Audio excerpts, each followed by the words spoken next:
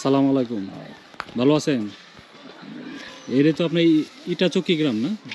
তো এটা তো নবাব আলী গ্রাম, বিড়ি ফ্যাক্টরি যে মালিক নবাব আলী সাহেবের বাসা। তো ওনারা কি, তো আপনার কে কে আছে এখন ফ্যামিলিতে? নবাব মিয়ার কারণ বাইন্সের মধ্যে একটাই আছে, হুম, আরটা তো মুজে শেষ। একজনই আছে, চেয়ারম্যান শুনলাম। তো নবাব আলী সাহেব কেমন ছিল মানুষ? ভালো, খুব ভালো মানুষ ছিল না? এক নম্বর। আপনাদের কি পাশে থাকতো সবসময়? আঙ্গর মনে পাশে মানে এই তোরা বাইলে আর কি দেখতো না? দেখতো, দিত। ওনার কবরটা কোথায়? মুক্তাসা মুক্তাগার সাথে? আপনারা কি মানে জানাজা গিয়েছিলেন উনি যখন মারা গেছিলেন? আমি আমি দাবা ছিলাম, অসুস্থ ছিলাম তো, আমি দাবা আছি।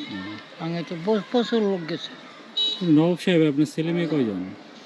হ্যাঁ, তারা আসে কম, আর এক ছেলে দুজন বেশি আসে। দুজন এখানে বেশি আসে। বেশি আসে, তারা সবসময় সবার খবর নেয়। উনি তো মানে 50 বছর ধরে এই ব্যবসা করলো না? 50 বছর উপরে হবে না? হ্যাঁ, এরকম। তো গ্রামের আপনার এই যে আপনার যখন উনি ছিল এখানে কি থাকতেন নবাব সাহেব? না, সে এখানে আসতো, কয়েকদিন পরে পরে আসতো, আসে সবারই খবর নিত। সপ্তাহ ভাড়া বাড়ি আইছে।